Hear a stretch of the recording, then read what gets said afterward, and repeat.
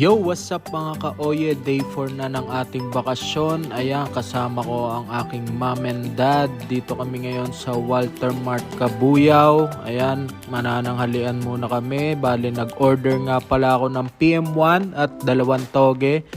Sila naman ay bangus sisig at 2 toge rin at may kasamang halo-halo. Nilagyan ko na nga ng chicken oil. Talaga naman sarap. Naka-4 na kanin lang ako.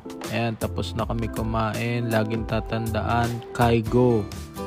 Pagkatapos namin kumain, agad naman kami nag-grocery para bilhin ng mga kailangan sa bahay. At pagkatas namin mag-grocery, nag-gardening na nga kami ng aking Mother Earth.